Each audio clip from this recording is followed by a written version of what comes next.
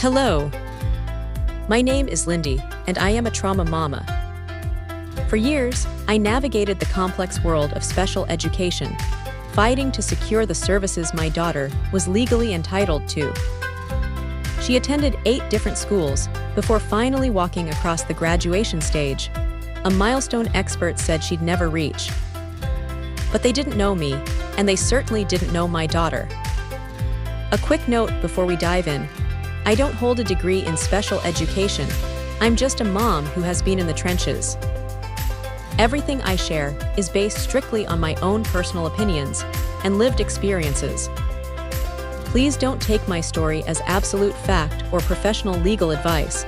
Use it as a guide, inspiration, and a starting point to do your own research.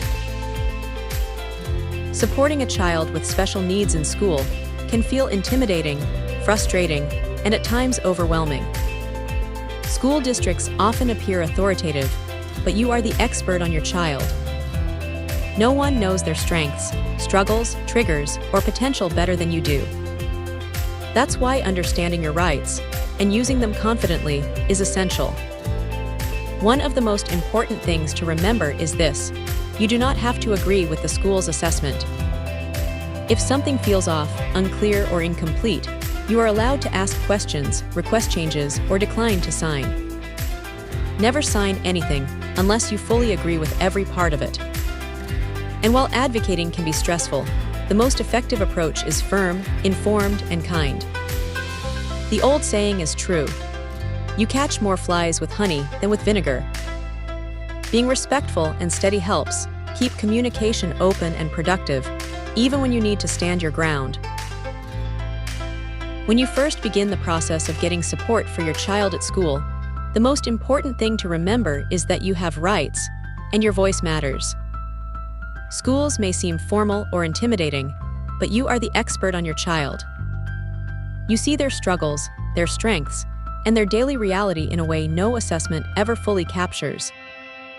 That's why the first step in advocating for your child is understanding what tools exist and how to request them. Most families begin by asking the school for a formal evaluation.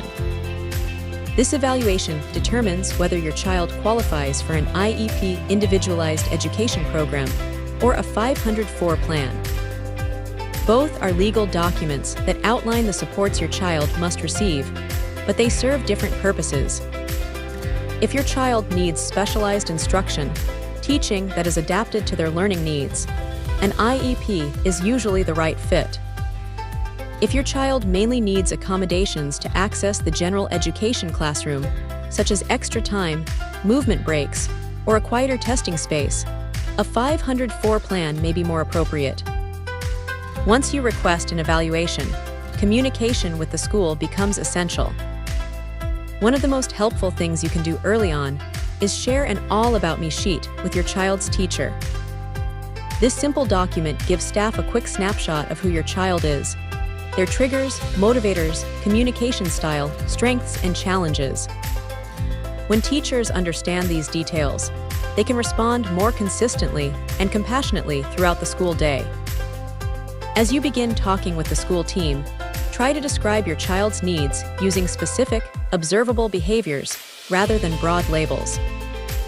Instead of saying, "He has sensory issues," you might say, "He becomes overwhelmed by loud noises." Clear descriptions help the team understand what your child experiences and what supports might help. Throughout this process, think of yourself as part of a collaborative team. Two-way communication, sharing updates, asking questions, and staying involved helps teachers support your child more effectively. Even when conversations are difficult, staying firm, calm, and kind keeps the relationship productive. Behind all of this is your child's legal protection under IDEA, the Individuals with Disabilities Education Act. If your child qualifies for an IEP, they are entitled to a free appropriate public education FAPE in the least restrictive environment LRE. This means the school must provide the services your child needs at no cost to you, and they cannot delay or deny support because it is inconvenient or expensive. It also means your child should learn in general education settings Whenever appropriate, with the right supports, whether that's a paraprofessional, sensory tools, adapted materials, or assistive technology. As your child grows, their needs may change, and their placement should evolve with them. The goal is always meaningful progress, inclusion when possible, and support that helps your child thrive. Taking these first steps, requesting an evaluation, sharing information about your child, communicating clearly, and understanding your rights, lays the foundation for a strong partnership with the school. And through it all, remember, you know your child better than anyone else at that table, and your advocacy is a powerful force in shaping their educational journey.